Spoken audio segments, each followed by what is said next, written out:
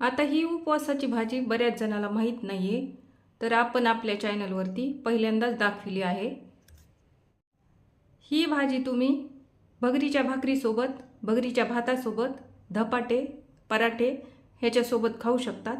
खूप छान लागती, चव म्हणाल तर आंबट अशी आहे। नमस्कार, स्वागत आहे आपल्या चॅनलवरती। आज आपल्याला उपवासाची भाजी करायची। पालेभाजी ही बऱ्याच जणाला ही भाजी माहीत सुद्धा नाहीये। ही आहे रताळाच्या पानाची भाजी।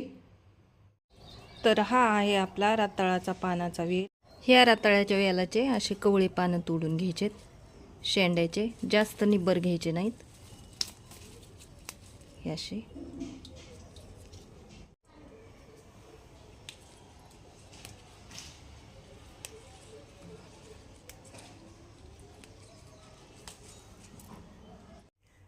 ही भाजी स्वच्छ 2-3 पाण्याने धुवून घ्यायची आपल्याला।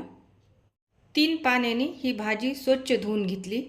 गॅस चालू करून कढई गॅसवर ठेवली। त्या कढईमध्ये ही भाजी टाकून घ्यायची। भाजीमध्ये पाणी टाकून घ्यायचं ह्या आणि पाण्याला एक उकळी येऊ द्यायची। ह्या भाजीसाठी जास्त साहित्याची गरज लागत नाही। शेंगदाण्याचा कुट्टा घेतलाय, लाल तिखट, मीठ, तेल घेतलंय आणि आवडत असेल तर साखर घ्यायची, थोडीशी साखर घेतली। आता पाण्याला उकळी यायली तर काय करायचं, ही भाजी ती अशी पलटून घ्यायची, म्हणजे सगळी भाजी पाण्यात अशी मिसळून घ्यायची।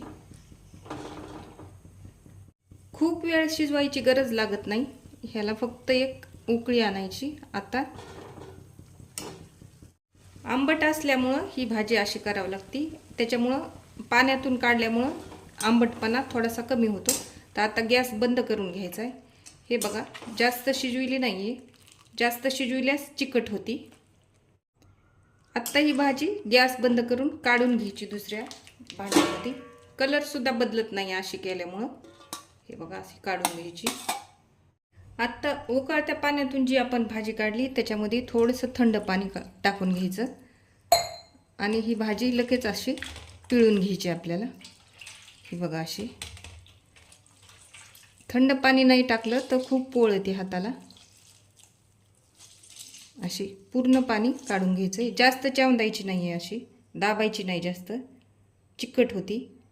आता ही ताटातच काढून घ्यायची आणि ताटातच अशी मोकळी करायची हाताने। ही भाजी सगळी आपण ताटातच मोकळी करून घेतली। हे अशी केल्यामुळं आपण जे फोडणी टाकणार आहेत ना, आणि फोडणी टाकून तेल, मीठ, तिखट आणि कुट्टा व्यवस्थित लागतो। गॅस चालू करून कढई गरम करून घेतली। गरम कढईमध्ये तेल टाकून घेतले। आता तेल पण गरम झाले, त्यामध्ये ही भाजी टाकून घेतली। तेलामध्ये व्यवस्थित भाजी परतून घ्यायची आपल्याला। गॅस थोडा कमी केला तरी चालतोय। ह्या उपवासाच्या भाजीला आंबट चव असते, म्हणजे आपली आंबाड्याची भाजी ना सेम तशीच तितकी आंबट असते। त्याच्यामुळे थोडीशी पाण्यातून काढावी लागते आणि कुट्टा थोडासा जास्त वापरायचा। अगदी 2 मिनिटात तेलात होऊन जाते ती, कारण अगोदरच शिजवलेली आहे ना। खूप वेळ तेलात परतायची गरज लागत नाही। आता भाजी आपली तेलात थोडीशी परतली, घेतलेला कुट्टा, मीठ आणि तिखट टाकून घ्यायले। भाजी आंबट असल्यामुळे कुट्टा थोडा जास्त घेतलाय। आता मिक्स करून घ्यायचा कुट्टा। गॅस कमीच केलेला आहे, कुट्टा मिसळून झालाय। आता त्याच्यामध्ये साखर टाकून घ्यायची थोडीशी, आवडत असेल तर टाका, नसेल आवडत तर नाही टाकली तरी चालती। साखर टाकल्याच्या नंतर थोडीशी भाजी मिक्स करून घ्यायची आणि थोडीशी साखर विरघळेपर्यंत आपल्याला अशीच मिक्स करीत राहायचे। साखर विरघळली नाही तर भाजीमध्ये साखर कडकड लागन। आता गॅस बंद करून घ्यायचा आहे आपल्याला। साखर विरघळली तर गॅस बंद करून घेतला तरी चालतो। मी केलेली उपवासाची भाजी कशी वाटली नक्की कमेंटमध्ये सांगा। व्हिडिओ आवडल्यास लाईक करा, शेअर करा, सबस्क्राईब करा आणि बेल वाजवा विसरू नका। थँक्यू।